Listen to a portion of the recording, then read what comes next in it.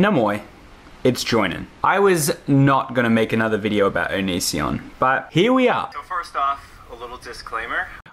If you are prone to feeling very sad or otherwise have a history of, darkness and acts towards yourself which society would deem as horrible, I don't recommend you watch this video. Please stop watching. This is intense. Okay, first of all, we have Onision pre-warning us that he is about to blow our minds. I cannot wait for the new dark perspective that Onision is about to bring to the table. Let's watch. I've been thinking a lot. My life is an ongoing existential crisis, as I was talking to one of my patrons today on a one-on-one chat. Okay. You have one-on-one chats with your Patreons. That seems like a good deal. I should go get my wallet. But I need to talk about this because I feel like... It's very healthy to just be honest and to just express yourself and to tell people exactly who you are. We are just a bunch of fish struggling to eat food. We're like a bunch of fish in a barrel, We all just want to make it. But my question is, what are we making it for? What are we fighting for? What are we so desperate for? Why are we still here? We were all just thrown into this world. And look what we got. We have a clock, one that's ticking down till the day we die. And then that's it, right? Unless you're religious, and that's just made up. The majority are definitely complete bonkers, okay? So let's just hypothetically say that there isn't necessarily some amazing plan. Okay, let's pause here. We're fish in a barrel, we didn't volunteer, and religion doesn't exist. You are born into this world to random parents, okay? Maybe you're in a drug-saturated neighborhood, so you're more prone to use drugs. You're going to wind up being a druggie. Society will look at you, call you a scumbag, and you really didn't have any power in it because you were overwhelmed. You got addicted because your mom was addicted when you were born, and then you had to go through all those withdrawals or whatever, or maybe they kept juicing you up because they're maniacs. This is oddly specific. Maybe you were born into a rich family. Like our president, born into wealth. A little side tangent. As a lot of people point out my age on a regular basis, they say, Onision, you're X years old, and you act like this still. And I'm like, have you seen the person who runs our country? Yes, and a lot of people ask him the exact same question. I haven't studied philosophy, but this is not hard to look up. First search. The fallacy of relative privation is dismissing an argument or complaint due to the existence of more important problems in the world, regardless of whether those problems bear relevance to the initial argument. It's a fallacy, a mistaken belief, especially one based on unsound arguments. Onision, why do you act like a child even though you're an adult? Well, have you seen the president? But no, adults really have their act together. No, they don't. We are a mess. But the ultimate point of this video is just to ask some important questions. And these are questions that involve your very mortality. Great. Let's talk about death. Let's say you become a millionaire someday. Why? What was the point? Let's say you become rich and famous. You're the guy who plays Thor, the guy who plays the lead Guardian of the Galaxy or whatever. Chris Pratt. You're that guy. Okay, everybody loves you, everyone thinks you're great. What is the real difference in your life? You're a millionaire, and lots of people recognize you wherever you go. But the problem is that you're gonna die like everyone else, and it's all gonna go away. Everything that we have in life is rented. We own nothing. Wait, Chris Pratt's gonna die? Onision, let me direct you to a subreddit you might enjoy. And he's gonna be forgotten. And you are too. And maybe you did a few more things in between then. What was the point of anything? Think of all the people who did amazing things in the past. All the people who, helped push our ability to fly into space. What is the point? What is the point? A little happiness that we feel? Happiness is just a result of our brain's programming. Happiness is just the result of our brain's programming. That's it. So in the end, who cares? Because it comes down to code anyway. Because if you figure out the causation of something, that thing doesn't matter anymore. The love? Don't even get me started with love. Okay, you think it's a coincidence that we just happen to primarily love the opposite gender? No. You're commanded by your body that you were born with beyond your will. We are puppets designed to live an absolute nonsense life. I was born to prefer a relationship with the opposite gender over my gender. So what's the point of relationships? Okay, and it just blows my mind that we are playing along. I still play along. You want to know why I don't just, Quit? Sure, Onision, tell us why you don't just quit. And what's the point of any of it? If you could please shed some light. I don't see the point. I don't see the point of anything. You know, people say, you know, off myself every single day, and I see that, and I'm like, yeah, but what's the difference? If I just end my life today or whatever, what difference does it make? I may as well try to have fun, or at least just, you know, constantly run my mouth and see how many people I can upset. Because that's hilarious. There's no point to me being here. There's no point to me not being here. So what's the difference? If it's all the same, I might as well try and make other people's lives just a little bit more miserable. Like, I could eat a crap load of ice cream for the rest of my life, you know?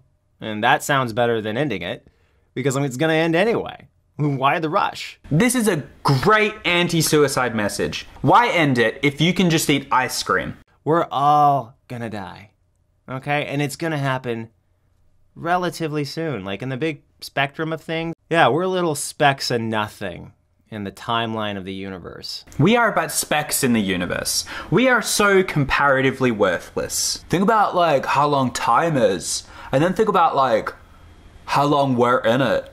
Like, do we really even matter? We think that we're special, but if you ever go to the zoo and compare us to apes, we're nothing. Compare us to those apes, and they are so advanced. What? Nah, like I'm not even, I don't have anything to say to that. I mean, just think about it. Think about how much people obsess over their lives, how important they think they are, then hop in a plane and look down on all the little insects down there living their little lives, thinking their problems are so huge, when really, it's all nonsense. Your problems are nonsense because someone can get on a plane and look at the top of your tiny little head. Now, I want to close with something that may be a bit uplifting to anyone that I have helped push into a state of horror. Great, yes, because I've lost all meaning in life. Please return it. The universe has to make sense on some level, right?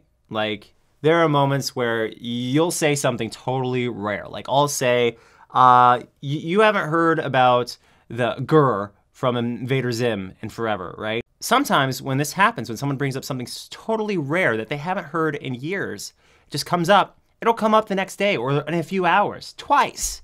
Okay, why do things come up multiple times in a short span unless there's something weird going on? Ah, I see you've stumbled upon the Baader-Meinhof phenomenon. The thing about coincidences is that they don't happen a lot more often than they do.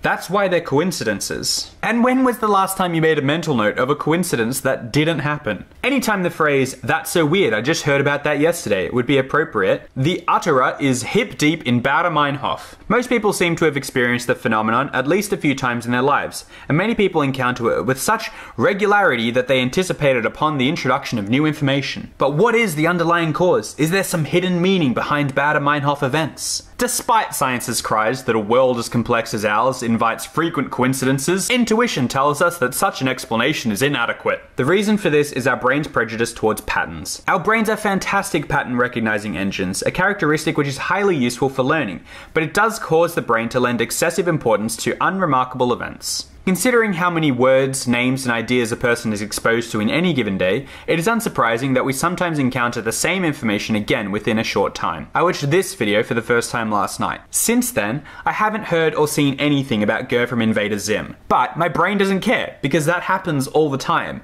But if I did happen to run across something about Ger from Invader Zim, my mind would be blown. And there's probably a couple of people who have watched this video who have been reminded of Ger from Invader Zim since this video. And for them, what a coincidence. What a proof of higher being. What a reason to exist. You know, like, incidences occur. Like, you'll think of somebody that you haven't thought of in years, right?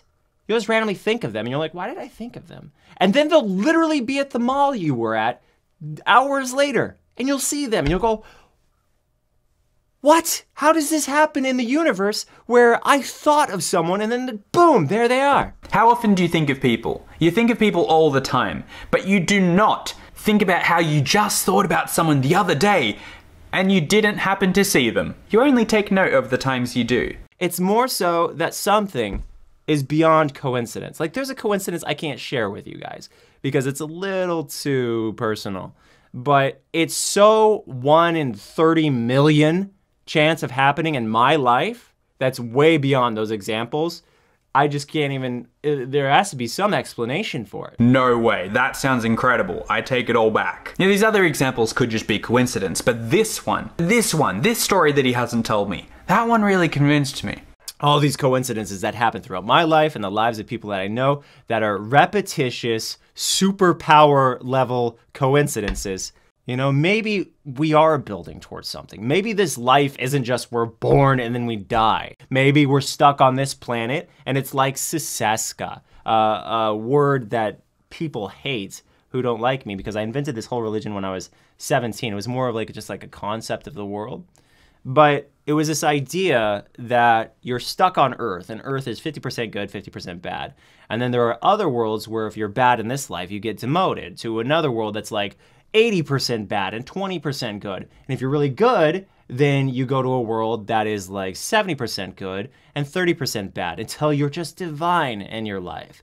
I have so many questions, but we'll leave Onision's made-up religion for another video.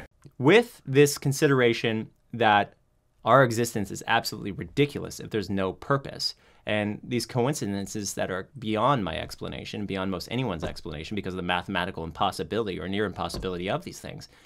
Mathematically, you're not going to win the lottery, but someone does. And for that person, there's no explanation. It's incredible. It's divine intervention, but someone wins it. It leads me to believe that there is something. There is a point to all this, and we are building towards something. And the reason we aren't allowed to know, or the reason that we haven't been told, no divine being has intervened and said, hey, this is the story to all of it. Yeah, except that many religions do believe that a divine being has come down and explained the meaning to all of it. Is because we have to get there based on the quality of our souls or whatever's inside of us alone. What are these personalities except for something that is beyond our control? Something that maybe is a supernatural instance and not just a coincidence. A divine intervention.